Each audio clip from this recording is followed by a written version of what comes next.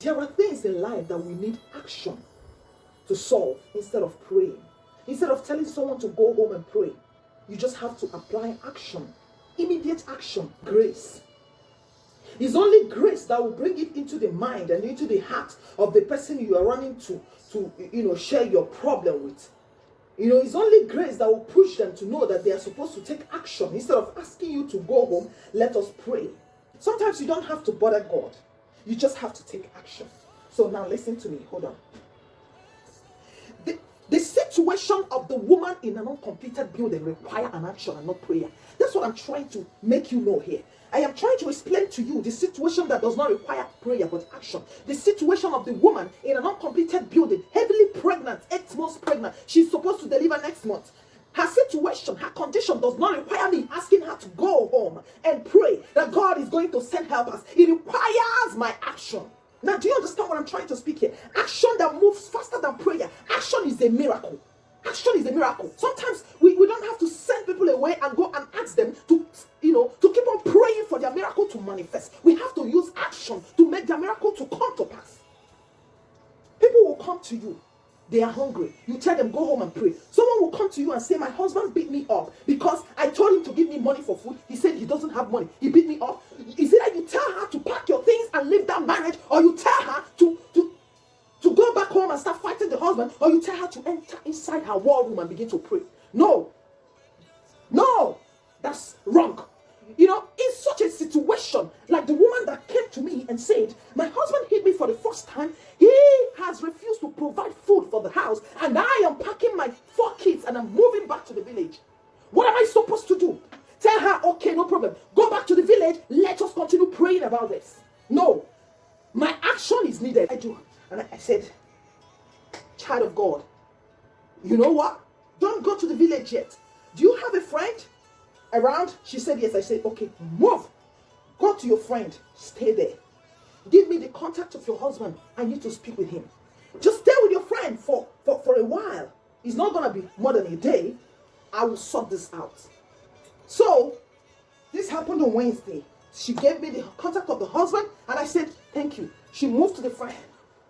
I picked up my phone, and I dialed the husband. I called him, and I introduced myself, and I said, what's going on? He told me, he said, woman of God, I swear. And I said, don't swear. He said, I've never ever in my life touched my wife. But today, I slapped her because she was holding me. She was holding my shirt and she was yelling that I should beat her because I refused to provide money, which I don't have. Now, she's out of the house and she's on her way to the village with the kids. What do? I tried to let her know that she doesn't have to take my kids away without my consent. And she was busy dragging them, so I had to release my hands. But I feel so sad and I feel bad doing that because I never wish to lay my hand on my wife. And I said, it's okay. Don't worry. God is in control of this situation right now.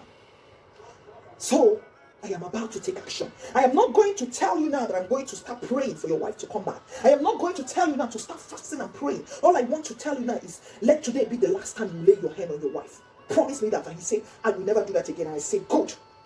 I said, okay. I am going to contact somebody. Someone that is living very close to you. That person is going to come. And that person is going to bring money to you. No matter the amount that this person brings, hold it. Give everything to your wife. I am going to call her and I will instruct her to go back to the house. The man shouted and said, who are you? What kind of woman of God are you? Others are taking money you are giving. I said, no problem. This is my calling. So I finished talking with him and I contacted the wife. And I said, daughter of God. She said, yes, mom. I said, whatever I tell you now, that's what you will do. She said, okay, mom. I said, God is in control of this situation. And my father has instructed me to take action. There is nothing to pray about here. She said, okay. I said, so your home is intact. Your home is fine. You are married to a very good man. Right now, I want you to go back home. She said, I'm not going to do it. Please. I said, you have to do it for me. She said, okay, mom, I will do it for you. She left the friend's house and she went back home. She got back home. The man took the money the person gave to him.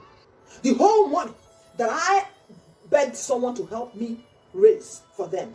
The man took the whole money and then handed it over to the wife and said, please, take this I am so sorry. This is more than enough to buy you whatever you need to buy for the house. What happened?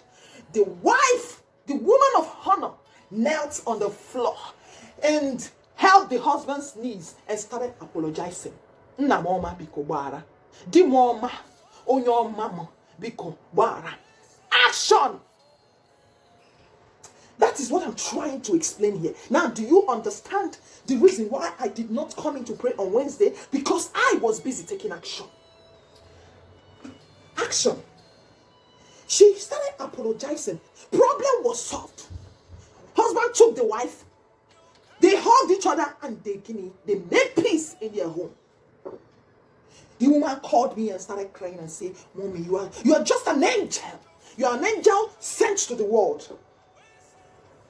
Because you did not ask me to go and start praying. You did not ask me to do, but the Spirit of God came in.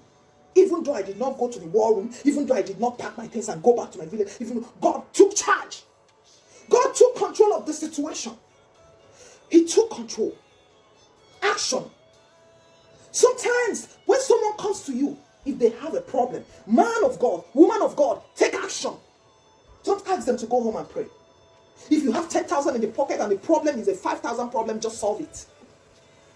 Even if it's a 10K, give it out. God will give you back. Let the Holy Spirit take immediate action concerning what you're going through right now. Concerning that court case, let the Holy Spirit take immediate action. Concerning that fruit of the womb, let the Holy Spirit take immediate action. Concerning that spouse, let the Holy Spirit take immediate action. Concerning that relationship, let the Holy Spirit take immediate action. Concerning that person owing you money, let the Holy Spirit take immediate action. Concerning the person that is holding your blessing, sitting on your blessing and your testimony, let the Holy Spirit take immediate action.